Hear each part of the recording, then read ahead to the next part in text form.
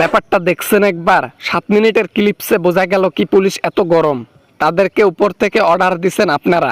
আপনাদের কি জন্মের ঠিক নেই নাকি, যার কারণে সাধারণ জনগণকে, ছাত্রছাত্রীদেরকে মারার হুমকি পর্যন্ত দেন?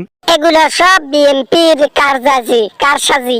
বিএনপি জামাত একজোট হয়ে এখন এরকম দুর্নীতি শুরু করছে, বুঝছো? এই জন্য তো আমি পুলিশকে বলেছি যে গুলি করো, তোরা গুলি করে ওদের বুক ফুটা করে দে।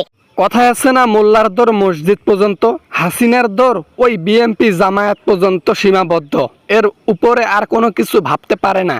দেশে কিছু হলেই বিএনপি করলো, দেশে কিছু হলেই জামাতে ইসলাম করলো।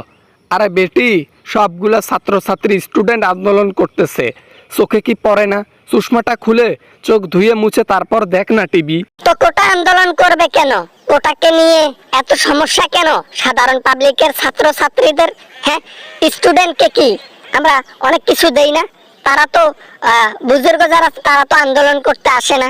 যেমন স্কুলের ভাতা দেই, মাসে ফি দেই, খাতা কলম দেই, এগুলো নিয়ে তো তারা আন্দোলন করে না। তোমরা কেন করো? কোটা আন্দোলন এই জন্য করা হচ্ছে, বাংলাদেশের বুকের মধ্যে আজকে লক্ষ লক্ষ মুক্তিযোদ্ধা রয়েছে এবং তাদের ছেলে মেয়ে তারা যোগ্যতা ছাড়াই চাকরি পাচ্ছে।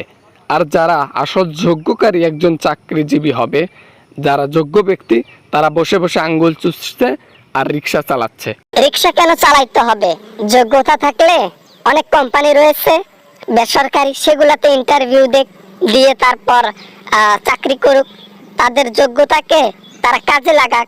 এখানে তো আমার কোনো করার কিছু নাই। তার মানে মুক্তিযোদ্ধার বেটারা যেগুলো গাঁজাখোর, বিড়িখোর, এগুলা যারা রয়েছে তারা বসে বসে চাকরি পাবে, আর যোগ্যতা দিয়ে কোনো চাকরি হবে না। বেসরকারি কোম্পানির গার্মেন্টসের মধ্যে যা চাকরি করবে। এই হচ্ছে বাংলাদেশের নীতি, রাজনীতি, দুর্নীতিবাজ বাংলাদেশ। বাংলাদেশে আন্দোলন চলবে যতক্ষণ না কোটা নিষিদ্ধ করা হয়।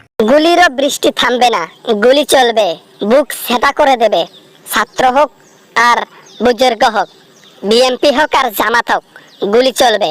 গুলি দিয়ে সবগুলাকে মেরে ফেলা হবে।